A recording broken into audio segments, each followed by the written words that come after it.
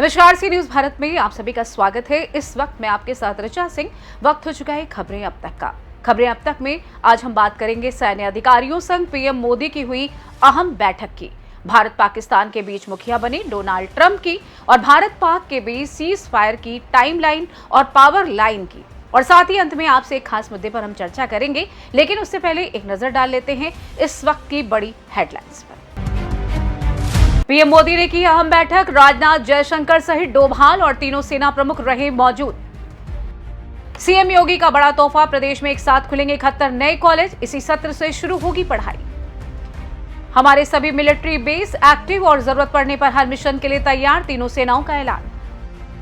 पाकिस्तान में भूकंप के झटके, 4.6 तीव्रता से हिली धरती। Lucknow BMW hit and run case का आरोपी गिरफ्तार, महिला को कुचलने के बाद था फरार। युद्ध कोई रोमांटिक बॉलीवुड फिल्म नहीं, ये गंभीर मामला, बोले पूर्व सेना प्रमुख नरवणे।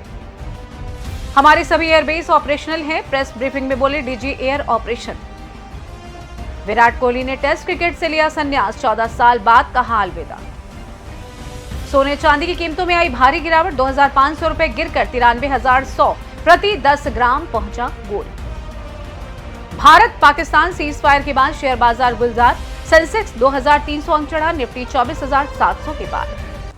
तो चलिए शुरू करते हैं खबरों का सिलसिला और हम बात करते हैं अपनी पहली खबर के बारे में। पाकिस्तान के साथ जारी सीज फायर के बीच प्रधानमंत्री नरेंद्र मोदी ने आज सोमवार को अपने आवास पर एक बैठक की अध्यक्षता की। इसमें रक्षा मंत्री राजनाथ सिंह, विदेश मंत्री एस जयशंकर, राष्ट्रीय सुरक्षा सलाहकार अजीत डोभाल और chief of defence staff general Anil Chauhan शामिल हुए। इसके अलावा बैठक में air chief marshal AP Singh, सेना प्रमुख जनरल उपेंद्र द्विवेदी, नौसेना प्रमुख एडमिरल दिनेश के त्रिपाठी और विदेश सचिव विक्रम मिस्री भी शामिल हुए। इससे पहले 11 मई को पीएम मोदी ने सशस्त्र बलों को सीमा पार से गोलीबारी और गोलाबारी की पूरी ताकत से जवाब देने के स्पष्ट निर्देश दिए थे।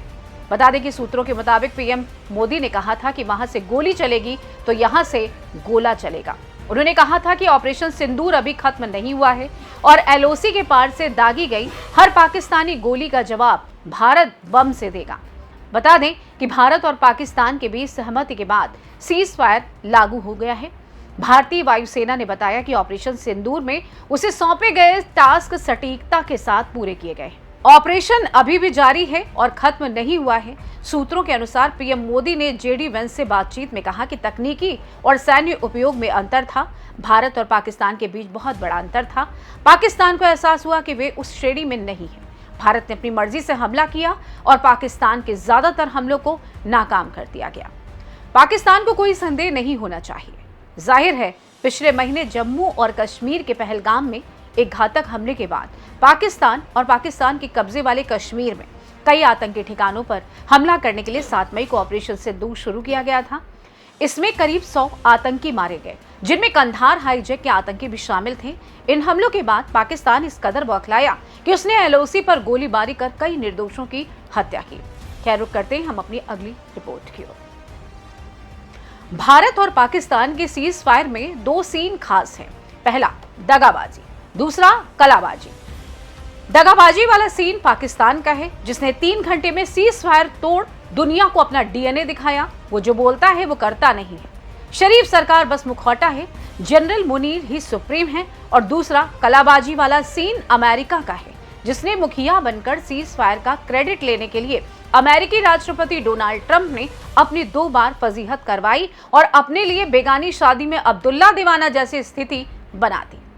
सबसे पहले तो आप भारत पाक के बीच सीज फायर की टाइमलाइन और पावर लाइन को जरा समझिए।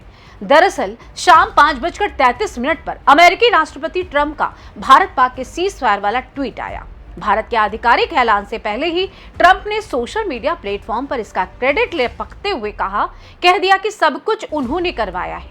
भारत ने इस पर आधे घंटे के बाद ही ये कहते हुए पिक्चर साफ कर दी गई। पाकिस्तानी DGMO के फोन के बाद दोनों देश सहमति तक पहुंचे हैं।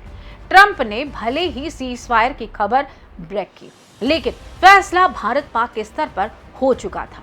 अमेरिका सीन में कहीं नहीं था। बड़ा सवाल तो ये है कि ट्रंप को आखिर ये ब्रेकिंग न्यूज देने की जरूरत ही क्या थी, और क्या ट्रंप ने भारत का विश्वास तोड़ा है? बहुत मुमकिन है कि भारत की तरफ से दोनों देशों के सीज फायर पर सहमति बनने की एक औपचारिक सूचना ट्रंप को दी गई हो।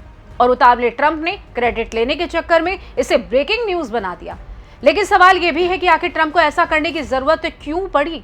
हालांकि दो देशों के झगड़े में चौधरी बनने की अमेरिका की पुरानी आदत रही है। जाहिर है भारत पाक के सीजफायर का मौका ट्रंप ने लपका और ये करते हुए क्रेडिट ले लिया, मैं हूं ना। खैर बढ़ते हैं हम अपनी अगली खबर की ओर। हमारे देश के जवानों ने अपनी बहनों के सिंदूर का बदला पाकिस्तान में आतंकियों के खून से लिया है। इस बदले को ऑपरेशन सिंदूर का नाम दिया गया और इस ऑपरेशन की प्रेरणा हनुमान जी से ली गई। दरअसल इस बात की पुष्टि खुद देश के रक्षा मंत्री राजनाथ सिंह ने की। उन्होंने रामचरितमानस की चौपाई का जिक्र किया, जिन मोही मारा तिन मोही मारे। रावण की लंका में अशोक वाटिका उजाड़ते समय हनुमान जी की भावना यही थी। उनका संदेश था कि हमने सिर्फ उन्हीं लोगों को मारा है जिन्होंने हमें नुकसान पहुंचाया। ऑपरेशन सिंदूर में यही हुआ। भारत की सेना ने निर्दोषों को छेड़ा नहीं और आतंकियों को छोड़ा नहीं। पहलगाम आतंकी हमले के 15 दिन बाद भारत ने यह जोरदार बदला लिया है। 22 अप्रैल को पहलगाम में आतंकियों ने भारत के 28 निर्दोष निहत्थे नागरिकों की हत्या की थी, धर्म पूछकर मारा था। वो दिन कौन सा था? मंगलवार। और जिस दिन ऑपरेशन सिंदूर हुआ उस दिन कौन सा दिन था? मंगलवार। यानी आतंकियों ने हमला मंगलवार को किया था तो सेना ने भी बदला मंगलवार को ही लिया। और आप सभी जानते हैं कि सनातन संस्कृति में मंगलवार को हनुमान जी का दिन कहा जाता है। हनुमान जी भक्ति, शक्ति, धैर्य और पराक्रम के प्रतीक माने जाते हैं। इसलिए भारतीय सेना ने पाकिस्तान पर पराक्रम दिखाने के लिए मंगलवार की ही रात चुनी। अब आपको बता दें कि पिछले 9 सालों में भारत ने पाकिस्तान के खिलाफ तीसरी बार सर्जिकल स्ट्राइक की है।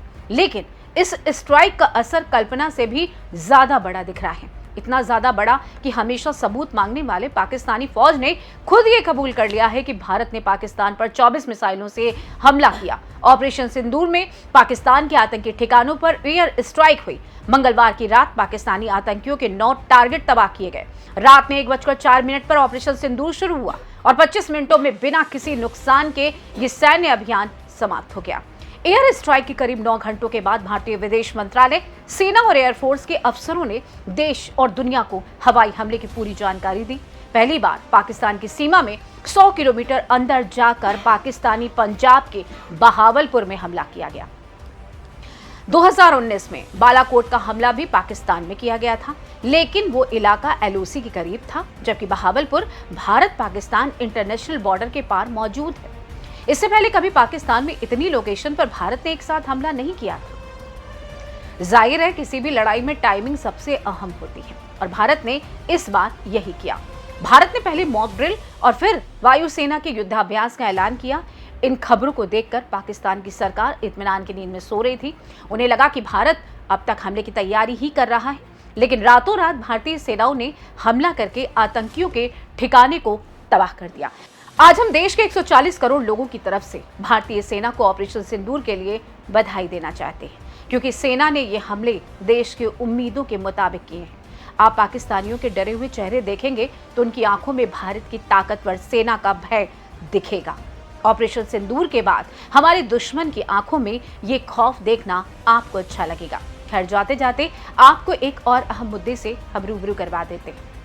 पहलगाम आतंकी हमले में मारे गए निर्दोष लोगों और उनके परिवार वालों को न्याय दिलाने के लिए ऑपरेशन का नाम रखा गया ऑपरेशन सिंदूर, जहां भारत ने पाकिस्तान के अंदर घुसकर आतंकियों का सफाया किया और दुनिया को इसकी जानकारी देने के लिए 2 महिलाओं को चुना। जी हां, जिन आतंकियों ने एक महिला से कहा था कि जाओ जाकर मोदी को बता देना, उन्हें नारी शक्ति ने आतंकियों को उनकी औकात दिखा दी। जिन महिलाओं का सिंदूर उनकी आंख के सामने छीना गया, भारतीय जवान ने आतंकियों को उसी सिंदूर की कीमत समझाते हुए आतंक के ठिकानों को तबाह कर दिया। संदेश दिया कि कोई उनके सिंदूर पर बुरी नजर डालेगा तो उसका अंजाम क्या होगा। वहीं इस कार्रवाई के बाद जानकारी देने वाले भारतीय सुरक्षा बलों की 2 महिला सैन्य अधिकारियों ने दिखा दिया कि महिलाएं किसी से कम नहीं। दोनों अधिकारी पूरे देश में सुर्खियों में आ गई और देश भर में चर्चित लेफ्टिनेंट कर्नल सोफिया कुरैशी और वायुसेना में विंग कमांडर व्योमिका सिंह ने साबित कर दिया कि महिलाएं अदम्य साहस के साथ किसी भी चुनौती को स्वीकार करने के लिए तत्पर हैं। निश्चित तौर पर युद्ध जैसी स्थिति के दौरान इन दोनों सैन्य अधिकारियों ने जिस शानदार तरीके से स्ट्राइक का विवरण पेश किया, उससे न सिर्फ महिलाओं में उत्साह बढ़ेगा बल्कि हर मुश्किल हालात से निपटने के लिए साहस आएगा। आज अपने कार्य के बल पर इन दोनों महिला सैन्य अधिकारियों ने नारी शक्ति की जो मिसाल पेश की है, वो करोड़ों लोगों के लिए प्रेरणा बन गई है। इन दोनों महिला अफसरों का चुनाव कर भारत ने आतंक के आकाओं को कड़ा संदेश दिया है। खैर, आपकी इस मुद्दे पर क्या राय है, हमें कमेंट करके जरूर बताइएगा। तब तक मुझे दीजिए अनुमति। जय हिंद।